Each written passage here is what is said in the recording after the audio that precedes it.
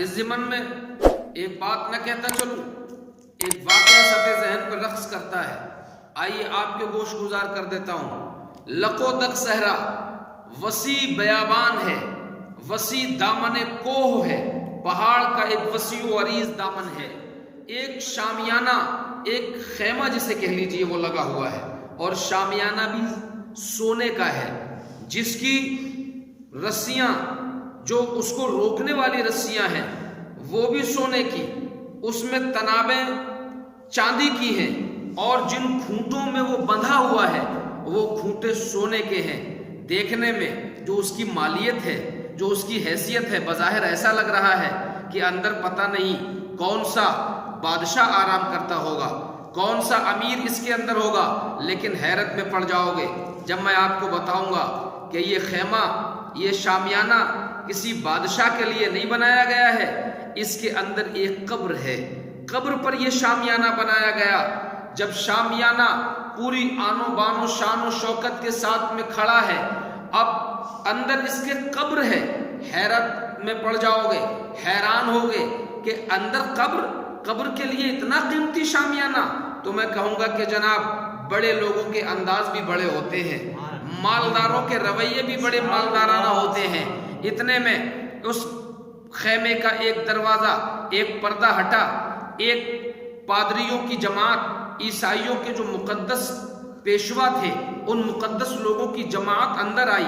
بہت دانشور لوگ، عیسائیوں کے مقدس راہب لوگ، پادری لوگ، عالم لوگ اندر آئے، اور قبر کے پاس ننگے پاؤں آ کر کے کھڑے ہو گئے، کچھ دیر روئے، اور رونے کے بعد قبر کا طواف کیا اور رو دھو کر کے واپس چلے گئے۔ اس کے بعد ایک اور جماعت آئی، ڈاکٹروں کی جماعت، طبیبوں کی جماعت، اپنے وقت کے سب سے بڑے ماہر طبیبوں معالجین کی جماعت آئی، اپنے وقت کے سب سے بڑے ماہر ڈاکٹروں کی جماعت آئی، وہ بھی ننگے پیر قبر کے پاس آئی۔ آنے کے بعد اس نے بھی کچھ دیر کھڑے ہو کر کے رویا دھویا، اور قبر کا چکر لگا کے وہ جماعت بھی واپس چلی گئی۔ اس کے بعد ایک اور جماعت آتی ہے جن کے ہاتھوں میں لمبی لمبی تلواریں، زرہ پوش ہیں، فوجی اور جنگی لباس ملبوس کیے ہوئے ہیں، سب ایک سے ایک لمبے چوڑے، کشادہ سینہ،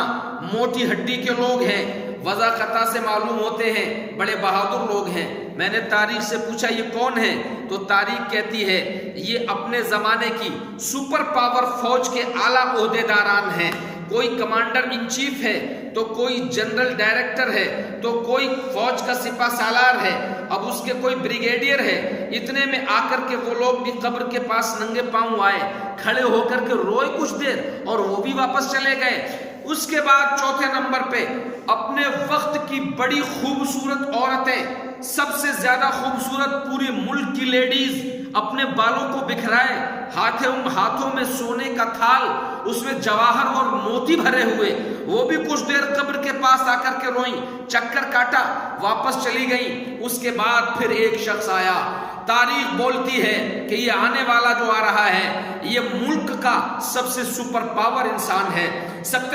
سے شکتیشالی آدمی ہے، اور ملک کا ہی نہیں، جیسے آج امریکہ پوری دنیا میں سپر پاور ہے، اور امریکہ کا صدر، امریکہ کا راشٹرپتی پوری دنیا میں سپرمین مانا جاتا ہے، اس وقت کا پوری دنیا کا سپر پاور انسان اس خیمے میں داخل ہوتا ہے۔ تاریخ سے میں نے پوچھا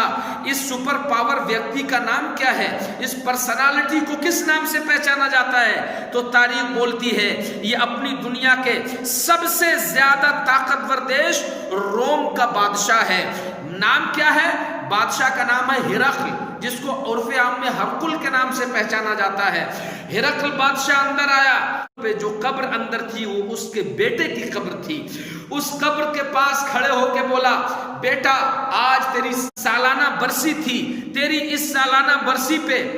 میں پوری مملکت کے ساتھ آ گیا ہوں۔ میں نے سب سے پہلے تیرے پاس اپنی جماعت کے، اپنے مذہب کے مقدس لوگوں کو، عالموں کو، پادریوں کو بھیجا کیونکہ اگر مجھے یہ پتہ لگ جائے کہ جس نے تجھے موت دی ہے، جس نے تجھے مارا ہے، اگر وہ ان پادریوں کی سفارش مان لے، ان مقدس مذہبی رہنماؤں کی بات مان لے، تو اس کے لیے یہ لوگ حاضر ہیں۔ مگر اے میرے بیٹے، قبر کے اندر تو لیٹا ہے، لیکن میں جانتا ہوں کہ جس نے تجھے موت دی ہے وہ ان پادریوں کی بات بھی نہیں مانے گا۔ اور اس کے بعد میں نے جو اس کے بعد اپنے وقت کے سب سے بڑے معالجین ڈاکٹروں کی جو ٹیم بھیجی،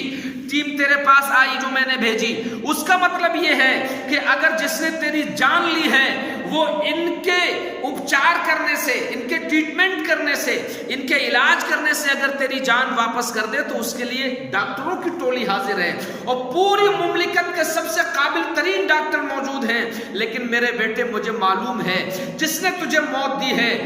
اس کے سامنے ان ڈاکٹروں کی بھی کوئی بات نہیں مانی جائے گی۔ اس کے بعد میں نے تیرے پاس فوج کے اعلیٰ عہدیداران کو بھیجا تیری قبر پہ۔ اگر مجھے یہ پتہ لگ جائے کہ میری طاقت سے ڈر کر کے وہ تیری جان واپس کر دے گا تو اس کے لیے یہ کمانڈر، یہ جنرل، یہ بریگیڈیئر، یہ بڑے بڑے بہادر اپنی جانیں قربان کرنے کو تیار ہیں۔ مگر میں جانتا ہوں کہ وہ ایسی طاقت ہے جس کے سامنے پوری دنیا کی کوئی طاقت ٹک نہیں سکتی، وہ کسی طاقت سے نہیں ڈرتا۔ اور اے میرے بیٹے، اس کے بعد دنیا کی حسین ترین خوبصورت عورتیں تیرے پاس آئی ہیں۔ اگر مجھے یہ پتہ لگ جائے کہ وہ حسن کو لے کر کے تجھے زندگی واپس کر دے گا، اسے عورتوں کی ضرورت ہے، اسے خوبصورت مہلاؤں کی چاہت ہے، تو یہ خوبصورت دنیا کی خوبصورت ترین عورتوں کی جماعت موجود ہے، مگر مجھے پتا ہے کہ اسے ان چیزوں کی کوئی ضرورت نہیں ہے۔ اس لیے اے میرے بیٹے، اب میں تجھ سے رخصت ہوتا ہوں، اب 1 سال کے بعد ہی تجھ سے آ کر کے تیری برسی پہ دوبارہ سے ملاقات کروں گا۔ میرے بھائیوں، یہ واقعہ جس نے بیان کیا، اب ذرا اس کی زندگی کو سن لیجئے۔ یہ واقعہ میں نے نہیں دیکھا، آپ نے نہیں دیکھا، اس کے بیان کرنے والے ہیں حضرت حسن بصری رحمت اللہ علیہ، اللہ کے ولی ہیں۔ پہلے موتیوں کی تجارت کرتے تھے، بڑے بزنس مین تھے، بادشاہوں کے دربار میں موتی بیچا کرتے تھے۔ اب خود ہی سمجھ لو کہ جو موتیوں کا بزنس مین وہ کتنا بڑا مالدار ہوگا۔ ایک بادشاہ اسی ہرقل بادشاہ کے پاس گئے تھے تحفے میں کچھ موتی پیش کرنے کے لیے، وزیر سے ملاقات ہوئی، آنے کا سبب بتایا، بادشاہ کو موتی پیش کرنا چاہتا ہوں۔ وزیر نے کہا کہ کل تو بادشاہ کو بالکل فرصت نہیں ہے، لیکن بادشاہ جو کام کرے گا وہ دیکھنے کے لائق ہے۔ حسن بصری نے کہا ٹھیک ہے، مجھے دکھاؤ۔ اس وزیر نے حسن بصری کو ایک پہاڑ کی اوٹ میں لے جا کر کے ایسی جگہ بٹھایا کہ جہاں سے حسن بصری پورا منظر ملاحظہ کر رہے تھے۔ اس منظر کو حضرت